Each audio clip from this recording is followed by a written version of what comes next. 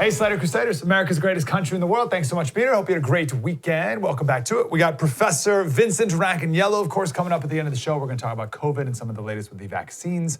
And we're also going to talk to a guy who made a film called Save Our States. And it's about the Electoral College and the left's attempt to get rid of it and bring in the popular vote. And we're going to talk about the electoral process, which will, I believe, come into play in 50 days, or whatever we got left. Regrettably, I want to start here on a Monday. I don't usually like to do this on Mondays, but alas. This is a headline. Man shot and killed by police in Lancaster. That's it.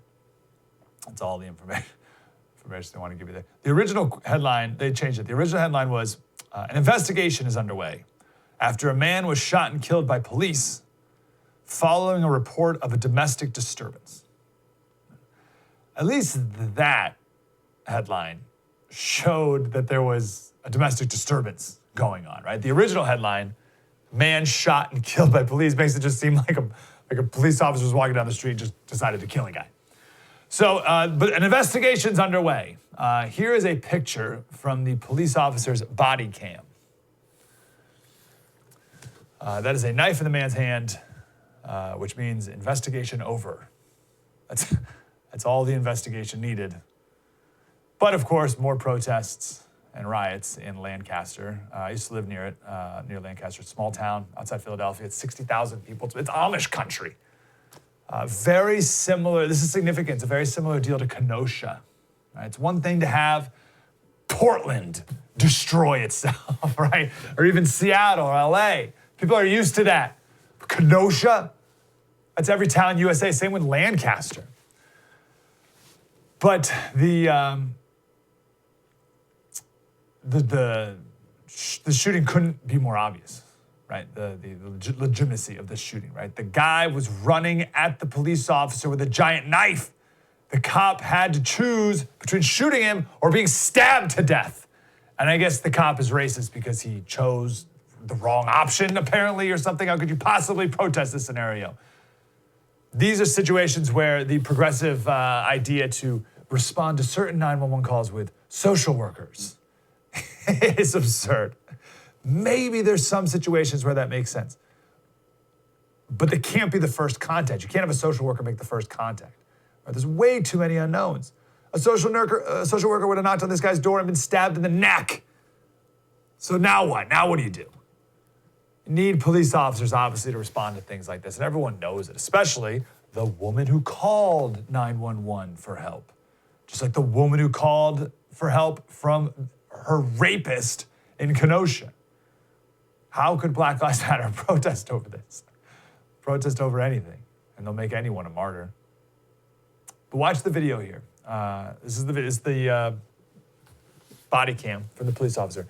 And I think the thing that I take away from it, look how fast this happens, right? Think about all the Monday morning quarterbacks, every time there's a police shooting, who are like, well, you should have shot the knife out of his hand, which is clearly someone who's never shot a gun before. Or even things like, oh, you should have talked to him first before you just kill him. Here's the video.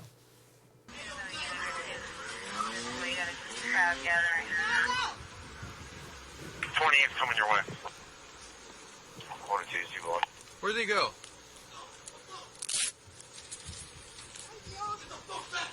Get back, get back.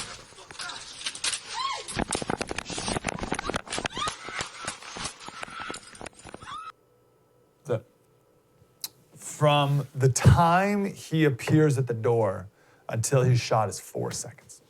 4 seconds. This is a pretty well-known clip. Maybe you've seen it before. If you have, it's still worth watching again. If you haven't, it's a must-watch, which is why I want to play it here. This is from Phoenix, 2015. So there's this local activist guy. Every city has a leader like this, right? And he was super critical of police. And you shoot first and ask questions later, and you're not held accountable, blah, blah, blah, all this stuff, right? So he went through Maricopa County Sheriff's Office training and good for him for being willing, right? So I want to play some clips of the local news report that was done on that. But just to set the stage again, this is the guy, this is the big protest guy leading marches against police, decides to do some police training. Here's what happened. Scenario 1 is a call about a man casing cars in a parking lot. Maupin approaches the man and starts asking questions. What? Where you have your hand in your gun? You're looking for your vehicle. What kind of car do you drive? Where you have your hand in your gun? What kind of car do you drive? This is my car, man. Maupin, the officer, is shot. It happens that fast. Scenario 2, a call of two men fighting. What's going on today, gentlemen? Huh? What's wrong with you? What's going on today, gentlemen? What do you want? What's happening here? What's wrong with Back you? up. Huh? What are you doing, man? Hey! Hey, he shouldn't approach me. He shouldn't approach me. He shouldn't approach me. He shouldn't approach me. What happened in there? Yeah. What are you doing? You just shot him? Hey, he rushed me. Tell me why you shot. Well, I've shot because he was within that zone. You know, I felt there was an imminent threat. I didn't necessarily see him armed, but he came clearly to do some harm to the officer, to my person. It's hard to make that call. It shakes you up. I didn't understand how important compliance was, but after going through this, yeah, my attitude has changed. This is all unfolding in 10 to 15 seconds. People need to comply with the orders of law enforcement officers for their own sake. How about him not only shooting, right, but also using the same language to justify it afterwards? Like, oh, he was an imminent threat. He was coming at me, right on. These rioters, protesters, they have no empathy, no understanding of what law enforcement has to go through on a daily basis, no understanding of well, how about the fact that police officers can just be sitting in their patrol car and someone comes up from behind them and shoots them point blank range, like what happened in Compton yesterday. 2 new police officers just sit in their patrol car. Someone comes up and shoots them. So instead, it's just, well, as Matt Walsh said, the Black Lives Matter, these people, they're literally just turning any knife-wielding lunatic into a martyr for their cause. Doesn't matter the circumstance whatsoever, police are always in the wrong. On the riots that have broken out since, we talked a lot about riots, and there's always a ton of different factors at play, right? So you can't boil it down to just one. A lot of different reasons why people protest and riot. Someone could be very angry. Some people just want free stuff. Some people find like a meaning in the unity of the rioting. Some people get a thrill out of the lawlessness of it. So there's a ton going on. But I also don't want to overlook what I think is a major underlying influence for most of those, if not all of them, is people who are bored. It's just people who are just bored. Our friend Rob Henderson, he tweeted out a study from 2016 that found that people who are bored take on more extreme political orientations. Right? So if you're generally bored in your life, then you tend to be more politically extreme, either on the far left or the far right. And it makes sense, right? For the most part, these people are young. You're not married. You have no kids. You have no career. You went to college for 6 years and you're drowning in debt. You live in a city, so you're disconnected from your family and from a community. You're bored. You really got nothing, you're not doing anything, you're bored. And you're longing for meaning in life beyond work all day and then go to the bar on weekends and get wasted. And that's like, you thought you'd find meaning in work and you didn't, and then you thought you'd find meaning getting wasted in the bars and like you didn't. There's no meat, right? So you're just bored and you know what to do. And then COVID comes along and there's literally nothing to do now. You're just bored. That's why Proverbs says idle hands are the devil's workshop. The reason. The proverb right after that is wickedness loves company and leads others into sin, which is what all these riots and protests are. I think people are really bored. New York Post had a story the other day of 7 people who were arrested at a new African Black Panther rally. I think we got some of their mugshots right here. There were 7 of them.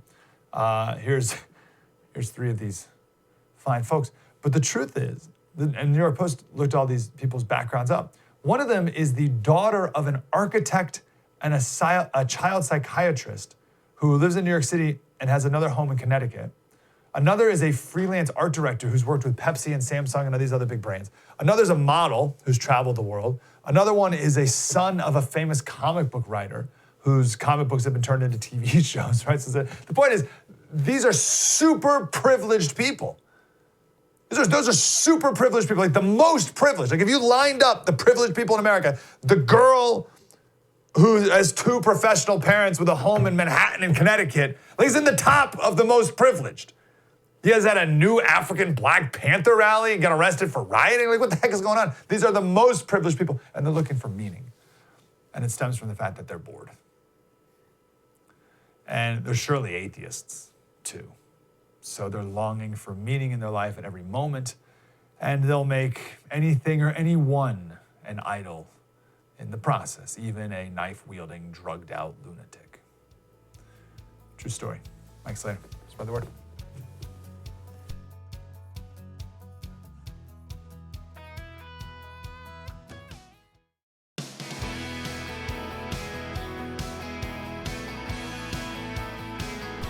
Hey, Slater Crusaders. All right, this is super important business. I want to go right to Trent England. He's the executive director of Save Our States, and there's a documentary on Amazon right now called Save Our States, all about the importance of the Electoral College. We all need to be deeply, intimately familiar with the Electoral College because obviously the Democrats hate it and want to get rid of it. And our founding fathers put it there for a reason, and we need to understand why. So Save Our States is the name of the documentary. Trent, how are you, brother? I'm doing great, Mike. Save Our States is the name of the project. The documentary is Safeguard and Electoral College Story. So sorry, we got Save goodness. and Save. But, okay, so say it again. What's the name of the documentary? Okay, what's that? Safeguard. The name of the documentary is Safeguard. Yeah. Got it. Okay, yeah, very good. and it's on Amazon. People can find it there. If they got Amazon Prime, they can watch it for free. Okay, beautiful. And the name and the website is saveourstates.com. That's right. Okay. People can watch the documentary to learn about why it's important, why the Electoral College is important, and we'll save that for another day here. Can you run us through the process? Can we just kind of slow this down and talk about the electoral process? A lot of this, no one knows it. A lot of it's like formality or has been formality in the past, but I don't think it will be necessarily this go around. So I don't even know where to start on this story, but start wherever you want. Yeah, the best place to start is actually something that's already happened, which is the state political party conventions. You know, the California Republican Party had a convention, the California Democratic Party had a convention. You know, whatever other parties are on the ballot in California or wherever folks are, all of those state political parties have had conventions. And one of the things that they do in a presidential election year is they nominate a group of people to be their state's presidential electors. And this is actually really important to understand because it goes to why there are so few faithless electors, right? So I live in Oklahoma. The Oklahoma Republican Party nominated a group of people to be Oklahoma's electors. And as you said, it's kind of a formality. So it goes to basically, party activists, people who have been involved in the party for a long time. These are diehard Republicans, and on the Democrat side, they're diehard Democrats. So those are the people nominated.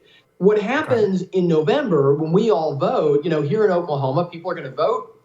Oklahoma is, probably going to go for Donald Trump by a pretty wide margin, and what that means functionally is that the people the Republican Party nominated to be Oklahoma's electors, they get elected. And, the process actually works just like any other statewide election where, the votes are counted up. The Secretary of State typically looks at the vote totals and says, okay, these people won. They get a certificate of election, just like if they'd run for governor or attorney general. They get a certificate of election, and that means that they become our state's presidential electors. They then meet in December, and this process then becomes kind of governed by just federal law. Federal law says they meet in December on a particular day in wherever the state has designated. Usually it's in the state capital in each state. So presidential electors, they never all meet together. The Electoral College it never assembles as one body. Right? They meet in their own states They cast votes for president. They cast votes for vice president. They're sealed up in an envelope. They're sent to Congress. And then when Congress convenes in January, and this part, has always been just a formality, other than in 1876, when it was very contentious. And, there are people talking about whether we could see that scenario play out again. But, by this point, everybody knows what the outcome is going to be. But the votes are opened in Congress. Technically, they're counted in Congress. And Congress at that point certifies, who won the Electoral College. And a few weeks later, on January 20th, the president and vice president are sworn in. So that's a thumbnail sketch of that process. Okay, beautiful. All right, I got a couple questions.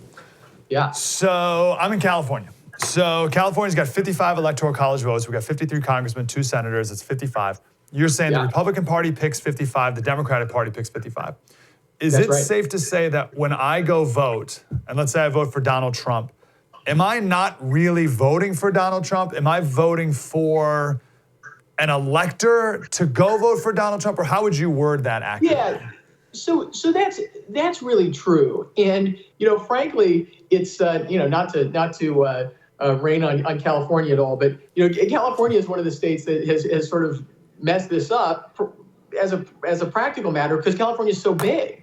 It used to be that states would list their electors on the ballot, right? And so you'd have a list and you'd say, well, you're voting for, and some states still do. There are a few states that still do this. So it'll say, Donald Trump, and then it'll list underneath, here's our state's 5 people who are the Republican nominated electors who promised to vote for Donald Trump, right? And then Joe Biden, and it'll list the 5 or 7 or however. Oh, wow. So it's way more transparent and obvious that you're voting for the elector than it is in California. Of course, when you have 55 electors, the people who print those ballots don't want to print a whole bunch of elector names on there. And so, states stopped doing that really just as a convenience.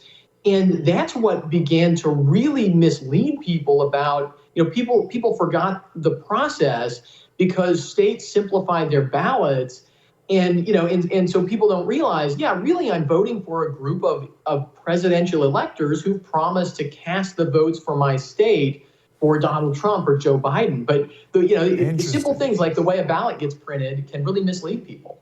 Oh, yeah, absolutely. When did that happen When did that start to transition? Oh, over the course of the 20th century is when most of that change happened. State by state.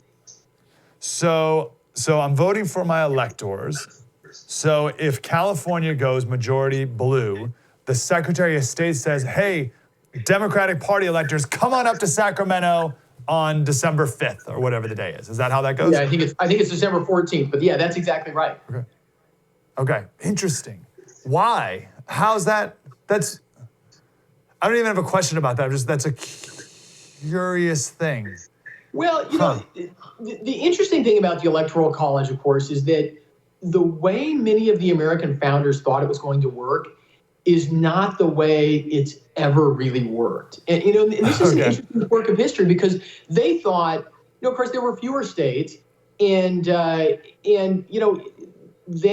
lived in a time when the population in the whole country was pretty small. The population in their states was, very small compared to most states today.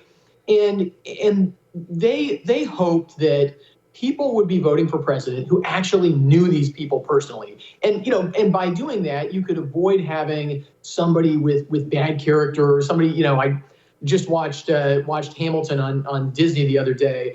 And, it's really, in a way, designed to keep out people like Aaron Burr, who were just seeking power and didn't have any real principles, so the story goes at least. And so they thought, well, we want these electors to get together and deliberate. And when they originally thought about it, it wasn't that people would choose electors just to go vote for somebody who was already determined. It was that the electors would get together and debate. Now, the reality is, as soon as the founders stopped creating a government and started operating a government, they never used it that way. It's just human nature, right? To want your, to want to have as much say as you can have. And, once George Washington decided not to seek a third term, you instantly had the system, basically the way it works today. Wow, so you're saying, so if it worked like they intended, you're saying California would have 55 delegates, and that's it. They wouldn't have 55 Republicans and 55 Democrats. They'd just have 55 delegates. Well, the Constitution says the state legislature can figure out how to choose those delegates. And at the very beginning, oftentimes state legislatures would just choose the delegates. I mean, there was no election, so that's right. I mean, you would have the legislators saying, who are 55 really smart people who, tend to agree with whoever's in the legislature, right? And we're going to send those 55 people to Sacramento, and they're going to meet for that one day in December, and they're going to deliberate on who they think the best national figure is to serve as president. That is how at least some of the founders we know who left a record for us, that's how they thought it would work. Even though, as I say, they literally never used it that way. That's amazing. Okay, I got 2 minutes. Tough question here, but how much leeway does, let's say the governor of Wisconsin, okay, so here's the scenario that the Democrats have sort of leaked out there. We don't even know who won in Wisconsin. There's so much ballot tampering, everyone's freaking out, no one knows who even won. Both sides, so the Democratic governor says, you know what, I'm gonna pick the, 20 electors, and then they vote for Biden. Could that happen? No, that particular scenario could not happen because of, because really what the Constitution says, and also what the Bush versus Gore case in 2000 said about what the Constitution says. The power is given to the legislature. And so unless the legislature has affirmatively handed that power off to the governor of the state, and even then that would leave the question, can the legislature give away its power? This is a question that comes up in all kinds of constitutional law contexts. But the power's in the hands of the legislature. And so that was part of, in Bush v. Gore, why the U.S. Supreme Court stepped in and said that the Florida Supreme Court could not override the legislature in cases that have to do with the Electoral College, because the U.S. Constitution explicitly says the legislature shall determine the manner in which electors are appointed. So that's what people should look to. People should look to who controls the legislatures in these states. In 2000, there was a question of whether the Florida legislature would just step in and directly appoint electors. Yes. Now, there's a question whether you can do that, because when the legislature passes a law initially and says we're going to have an election, well, can they then go back and say, well, the election didn't work, so now we're going to directly appoint? That's a question. But in 1876, the state of Florida sent 2 slates of electors, essentially, to Congress, Republican electors and Democrat electors, along with 2 other states. And that was the dispute in 1876 that wasn't resolved until just before Inauguration Day. Amazing. I got to cut you off, Trent. I feel like we got to do like an hour, right? There's so much here, and this is so important. But at the very least, everyone, let's watch the documentary. I'm going to do it too. It's called Safeguard, right? And it's free for Amazon Prime, and it's a couple bucks on Amazon for everyone else. Okay. Exactly. Watch the documentary Safeguard and go to saveourstates.com. All right. Beautiful, Trent. Appreciate you, man. Thanks, Mike. Good stuff. Coming up next, we got Professor Rackaniello from Columbia, and then we're going to tell the story, a 9/11 story of the man with the red bandana. It's all coming up. A true story. Mike Slater, spread the word.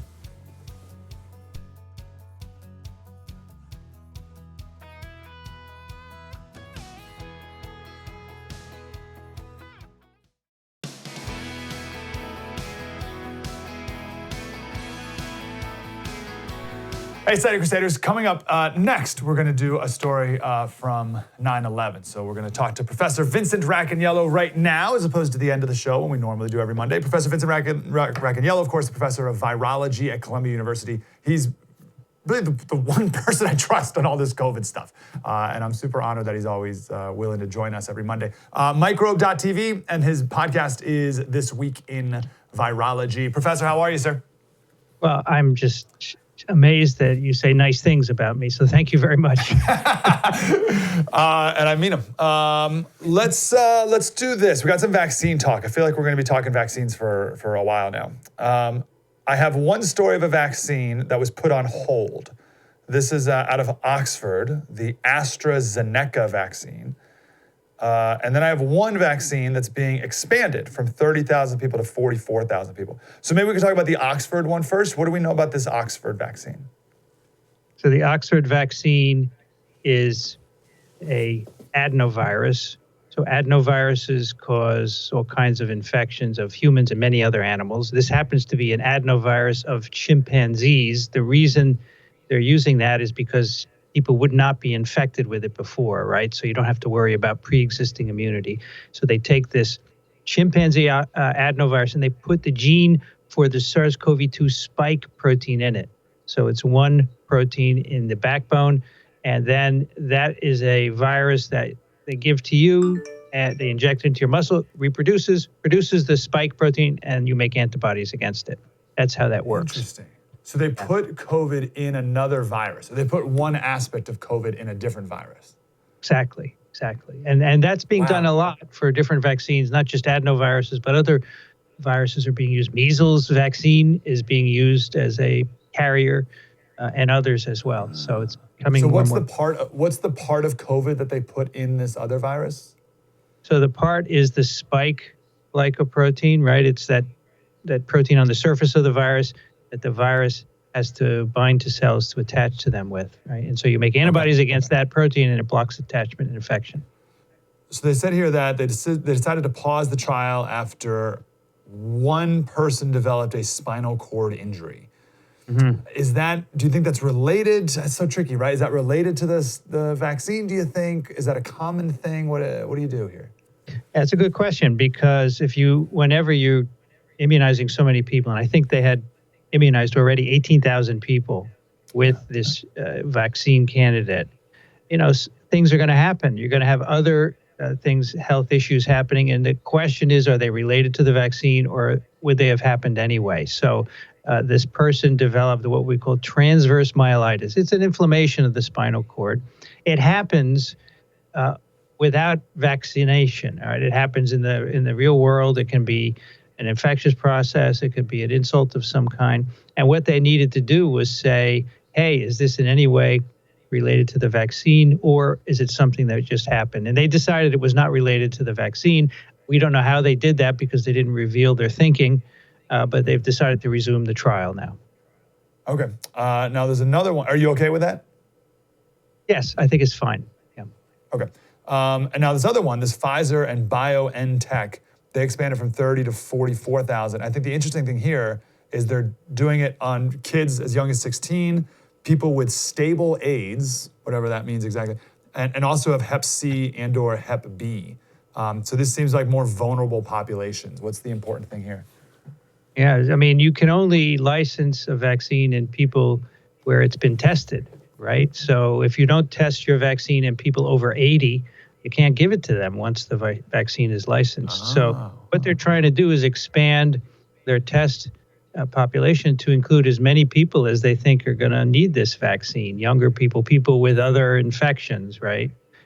Stable AIDS is basically AIDS patients where their infection is being controlled by antiretroviral drugs.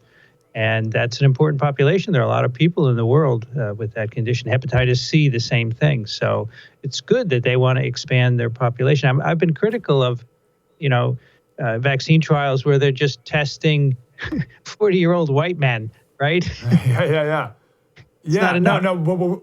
But when we first talked about that, remember we talked about like who signs up for these things and do they get paid or not? I think you said people don't. But it's one thing if you're a 40-year-old white guy where your risk is lower. But if you have AIDS, like that's a big risk. That's much more of a risk, I would say. So do they even get paid, or do they get any compensation at all from this? Sometimes these trials do get compensation, yes, for sure. It's not huge, right? But they compensate you for your time, basically, because you have to spend quite a bit of time. You have to go in for a pre-interview. You have to then get immunized. Then you have to keep going in to give blood samples, right? So if you work, it's impinging on your time, and they should pay you. So typically they do, yes. But you're not going to get rich from a vaccine trial. It's more that you are doing it for the good of humankind, right? Yeah, which I'm all for. But again, if you have, Hep C, that's a bigger ask. But but I'm glad they're doing it. Any other vaccine news we need to know, sir? So we talked about vaccines a lot on the last SWIV, and there was apparently a conference last week of the scientific officers from the 8 big vaccine makers in the U.S., and they're moving along. It's quite an impressive thing. I'm not sure that most of the world is going to be immunized before the end or mid or end of 2021. It's a big undertaking. Even if these work out and they can be manufactured and distributed, you still have to inject them into a lot of people. So it's an amazing logistical tour de force. So I'm impressed, actually. Wow, that's amazing. Because nothing nearly as fast as this has ever happened. Right? Never. As I said once before, I think it took 50 years to make a polio vaccine, right? Yeah. So this is amazing. Wow. Is it and why? Is it just because it's worldwide? Is it because our technology has advanced that much since the polio vaccine? Why is this happening so fast? Well, the polio vaccine mainly targeted kids, right? And so it's a smaller population.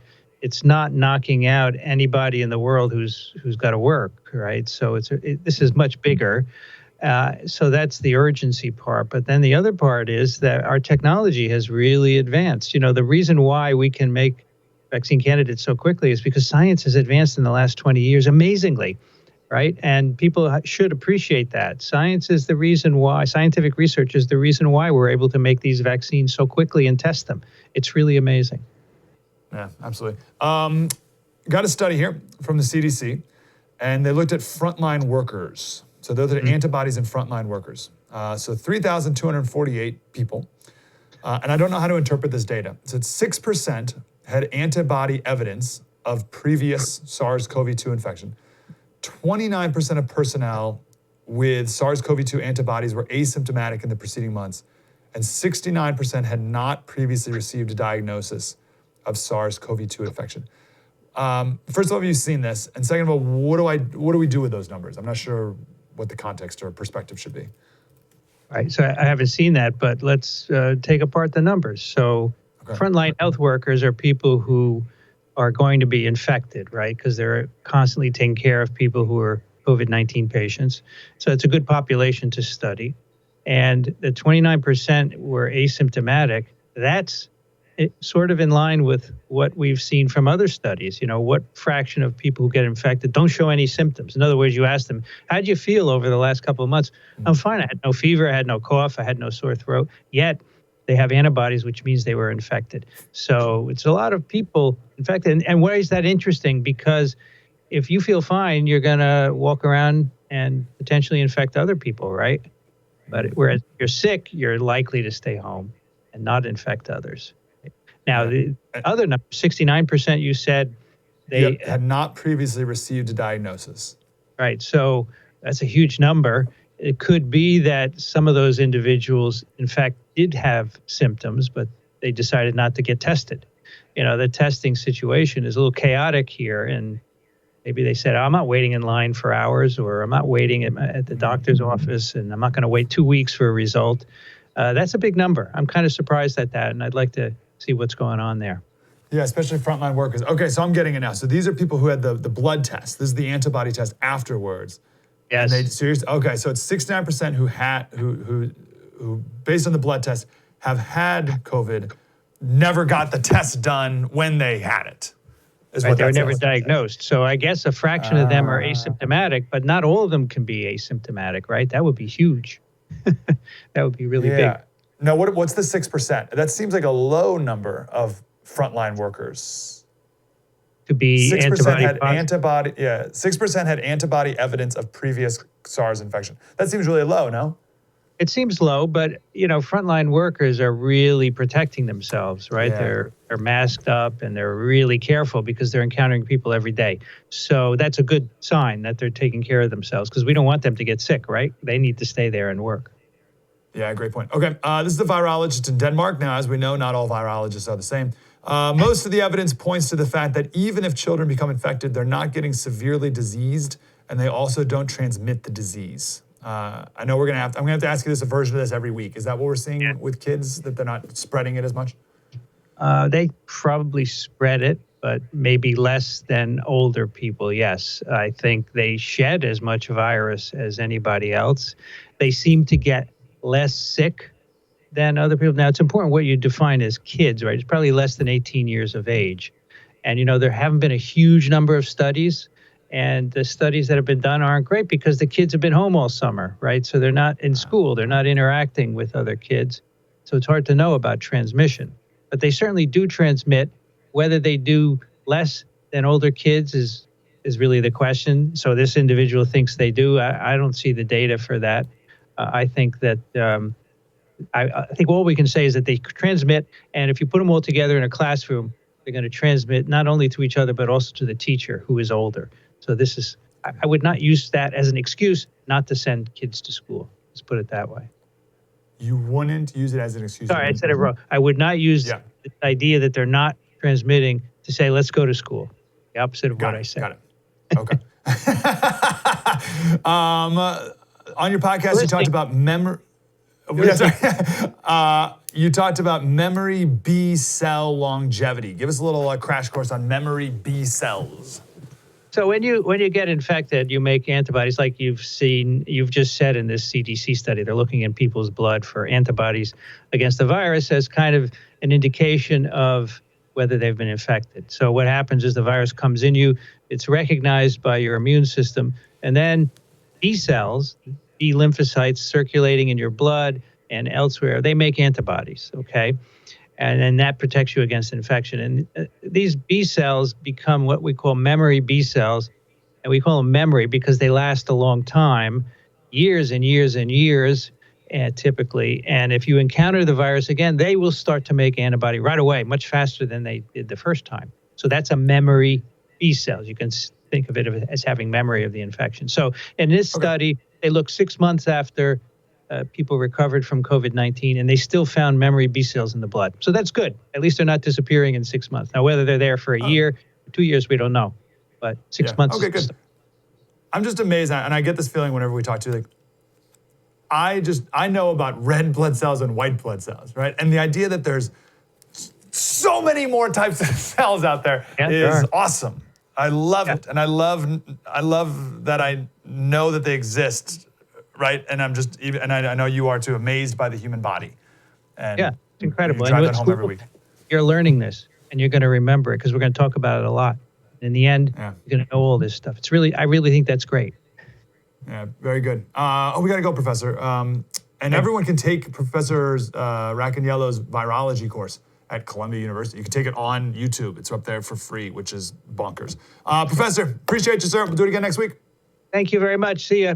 Thanks so much. Coming up next, we'll tell the story of the man with the red bandana. Microbe.tv for the professor's podcast, This Week in Virology. The man with the red bandana, coming up next. Spread the word.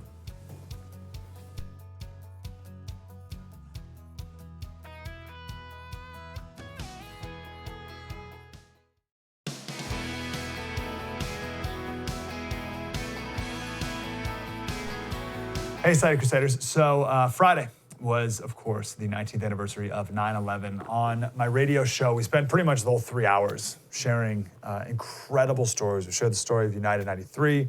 One of my all-time favorite stories is the great 9/11 boat lift. So you can check all those out on my radio show podcasts if you would like. You go to Slater Radio on Twitter and Instagram, and you click the link right there, and everything's all there so you can see it. And we shared this story on Friday too, and I just wanted to share it again to make sure you've heard the story of the red bandana, right? So it was one day, Wells, he was six years old, his little boy, and his dad called him over, and his dad folded up a white pocket square, and he folded it up all nice, and he put it in his son's pocket of his shirt, and the dad said, "Son, this right here, this is for show." And then his dad took out a red bandana and folded it up. And he said, "Here, son, this is for blow." He said, "Keep this in your pocket. You never know when you're going to need it." And from that day forward, Wells never stopped carrying it. He always carried his red bandana. From 6 years old, he never left the house without his red bandana. You see the picture there. Every picture of him as a little boy riding his bike, playing in the backyard, he always had or wore his red bandana. When he got older, he loved working at as a junior firefighter in town. He was also captain of his sports teams. And his high school yearbook quote was, "There's no I in team." So he's just that kind of guy. Played lacrosse at Boston College, and his bandana, of course, he always wore it underneath his helmet. He always wore his red bandana. It was his connection to Dad. Graduated college, became an equities trader in New York City. He worked on the 104th floor of the South Tower. And a few years into his job, he called his dad. And he said, "Dad, I think I want to change my career. I want to become a New York City firefighter. If I sit in front of this computer screen for my entire life, I'll go crazy." September 11th, plane struck the North Tower. He was in the South Tower. Plane struck the North Tower. He called his mom, and they have the recording of it still. And he said, "Mom, this is Wells. I want you to know I'm okay." So he's on the 104th floor. There was a sky lobby on the 78th floor. And there were 200 people in this sky lobby waiting for the elevator to take him down. And that's when the second plane hit. And it threw everyone on the opposite side of the building all over the floor. There was a woman who survived that. And she came to and she wiped the blood off of her glasses and she looked around and everyone was dead. Imagine that. You're standing there, everything's, you're not sure what's going on, like fire drill or who knows what's going on, right? and then all of a sudden you wake up and everyone's dead. At least it looked that way. There were a few more people who were alive, but she couldn't see anything. And she was terrified. You didn't know where to step, right? If you step somewhere, you can't see, it's all dark and everything too, but if you step somewhere, you think the whole floor is going to collapse. You're terrified of you moving. And there's nowhere to go. Where are you going to go? And then she heard a voice. And the voice said, "I found a way out. I found the stairs. Follow me." And that woman said it was the way he said it. We got up and followed. So he led a group of people to the 61st floor where they met up with some firefighters. And the firefighters led them down to the elevators on the 40th floor, which were still working. And Wells led the group of people down and dropped them off with the firefighters. And then turned around, went back up the stairs. Could have kept going, but he turned around, went back up another 17 flights of stairs. He then found Judy Ween. Judy Ween was now on the 78th floor. Judy has never talked publicly, but her husband talks about him. Her husband met her at the hospital, and after surgeries, she told him that there was a man who appeared out of nowhere. And Judy watched him put out fires and help everyone that he could. He said, "Everyone who can stand, stand. Everyone who can help others, do so." Those are his exact words. And he led another group of people down the stairway again to the 61st floor. And then he went back up. His mom and dad were watching on the TV, and they saw the tower collapse. And his dad fell on the ground and said, "God, take me now. Leave him here, take me." His mom said her heart broke at that moment. She knew that he was killed. 6 months later, it was in March, Wells's body was found in the rubble, and it was found right next to uniformed firefighters. That May, 2 months later, Wells's mom was reading the New York Times. And this New York Times article was short stories from survivors telling their story of what happened. And one of the stories was from Judy Ween. And Judy Ween was telling what happened, and in the middle of her story, she spoke about a mysterious man wearing a red bandana. And Mom was sitting in the kitchen and she read that and she said, "Oh my God, Wells, I found you. The man with the red bandana." So Mom sent a picture of her son to Judy, and Judy said, "Oh, yep, That's him. No question in my mind. More stories came out, and it's believed that Wells helped 12 people, or at least I should put it like this: 12 people remember being helped directly by a man with a red bandana. As his dad said, he took off his stock equity hat, put on his firefighter hat, put on his red bandana. Wells was the first citizen to be made an honorary member of the New York City Fire Department. And in his hometown station, the station where he spent hours as a junior firefighter, as a boy, there's a picture of him on the wall. It's the last picture that the firefighters see before they answer a call. His dad said he weeps every day for the loss of his best friend, his son, Wells Crowther, the boy with the red bandana,